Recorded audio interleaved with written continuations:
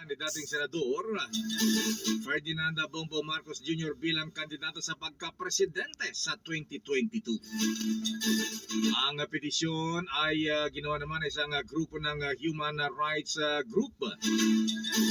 Ayon sa petisyon, dapat daw kanselahin ang certificate of candidacy ni Bongbong Marcos dahil sa kanyang conviction sa salang hindi pagsusumite ng income tax returns sa maraming taon simula noong 1982 hanggang 1985. Sinabi ng grupo na ang naging hatol ng Court of Appeals noong July 27, 1995 laban kay Marcos ay kaugnay sa paglabag ng dating senador sa National Internal Revenue Code.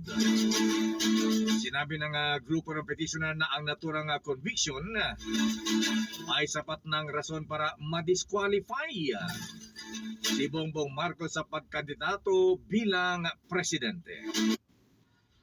Bilang isang abogado, ako ay nagbibigay ng opinyon tungkol doon sa petition for disqualification na inihain ng grupo ni Carpio at Tete doon sa COMELEC. Pinapa-disqualify nila si Bongbong Marcos as presidential candidate dahil daw meron daw itong kaso ng conviction sa tax evasion which involves moral turpitude. Yan ay isang malaking kasinungalingan sapagkat itong kaso na ito na dati pa na meron ding disqualification case doon, yung mga kalaban ni Bongbong Marcos ay na-decide na finally ng Supreme Court noon pang August 2009. 2009 pa itong kaso na ito na-resolve ng Supreme Court at ang sabi ng Supreme Court, there is no tax evasion by non-filing of a return with involving a moral turpitude. Yun ang sabi ng Supreme Court. And yung case na yan is People of the Philippines versus Ferdinand Marcos Jr. and Imelda Marcos na merong GR number 130371 and 130855 doon sa records ng Supreme Court. So matagal nang wala yung kasong yan. Binubuhay lang nila sapagkat wala silang maibato kay Bongbong Marcos sapagkat siya ang nangunguna ng napakataas dito sa presidential election sa 2022. At yan ay hayag na. Kaya sila natataranta kung ano-ano mga kabalbalan ng ginagawa, kasinungalingan at kung ano ang paninira. Yan walang kakwenta-kwentang kaso yan sapagkat na-dismiss na yan ng Supreme Court. Ang sabi nga ng Supreme Court, there is no tax evasion which involves moral turpitude.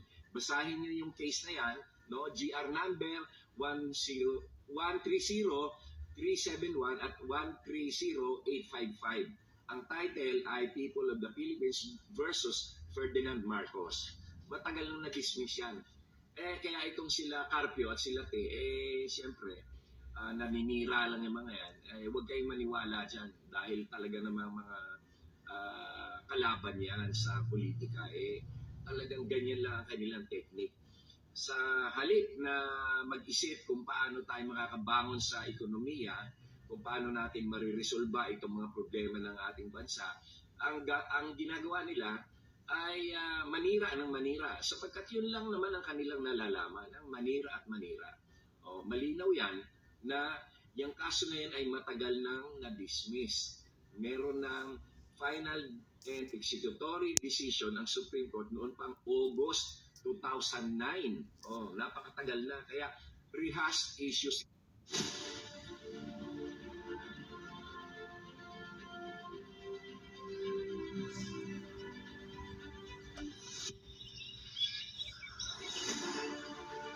Issues lang yan na walang katuturan.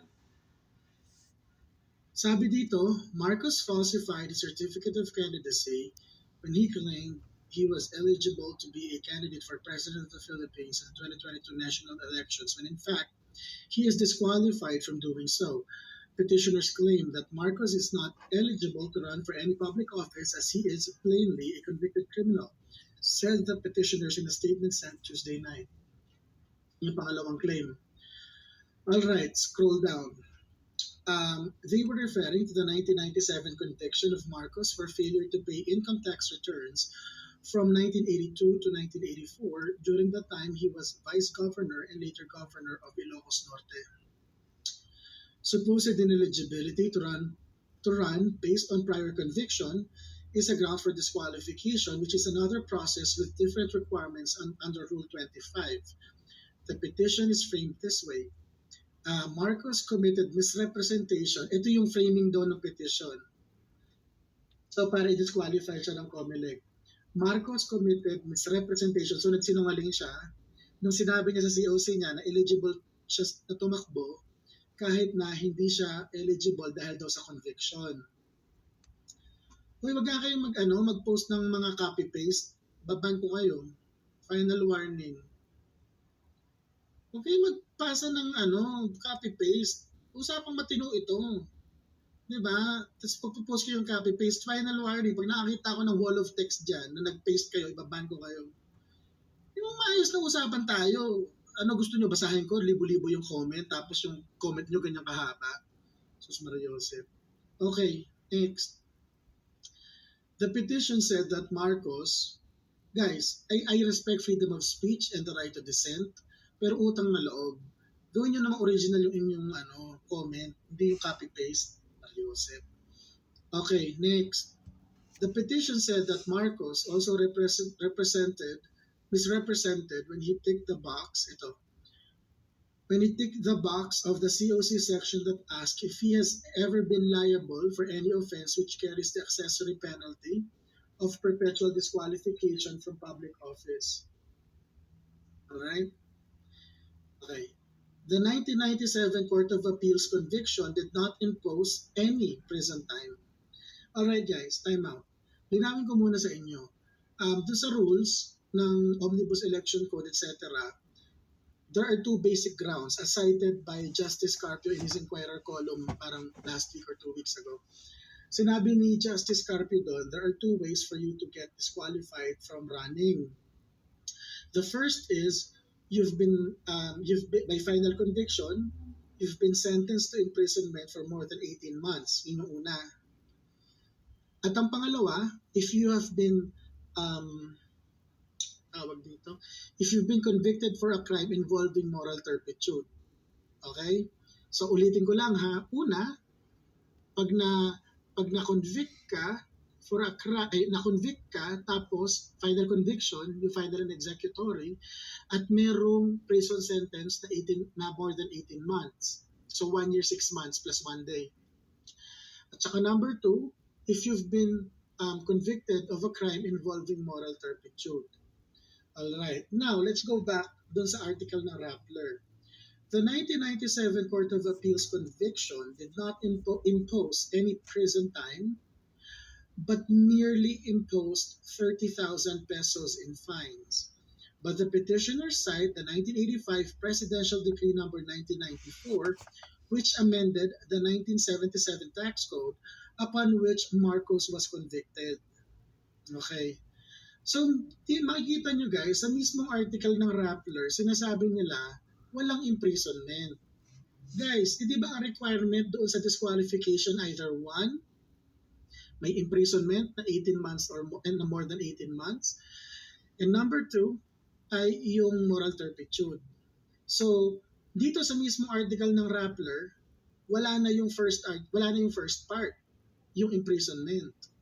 Now, next, ang tanong ngayon dito is whether the crime involves moral turpitude. Ganoon na lang basically yung question. Pa-share. Ngayon, the amended law said if the offender of the law is a public official, he shall be perpetually disqualified from holding any public office. The petition also made the argument that failure to file ITRs for multiple years is a crime of moral turpitude. The election code disqualifies a person who has been convicted of a crime of moral turpitude. Okay. Ang tanong dito guys, it has to be noted that the complaint was filed sa Commission on Elections. Hindi po sila ang nagde-decide on whether you committed a crime of moral turpitude. Hindi po yun. RTC, Court of Appeal, Supreme Court yan. Na hindi po yan tipong trip ng COMELEC, moral turpitude ka o pak, DQ. Hindi po wrong venue. Anyway, balik tayo lang muna. Himayin pa natin ang mas malalim ito mamaya. But COMELEC's Rule 23 says, a petition to deny due course or to cancel certificate of candidacy invoking grounds other than those stated above, or grounds for disqualification or combining grounds for a separate remedy, shall be summarily dismissed. Takot na Yada sila. yada. A petition for disqualification can be filed. Dead na. Next, the petitioners were, so basically mga NGO, hayaan mo lang sila. Their lawyer is Ted Te, a human rights lawyer from Flag, okay? 1997 conviction. Ito yung masayang part. In 1995, the QCRTC convicted Marcos for failure to pay income taxes and failure to file ITRs from 1982 to 1984, and failure to pay income tax for 1985. Or during that time, he was vice governor and then governor of Ilocos Norte. The trial court imposed prison time for each of the offenses, the gravest of which was 3 years for failure to pay income tax in 1985. Now,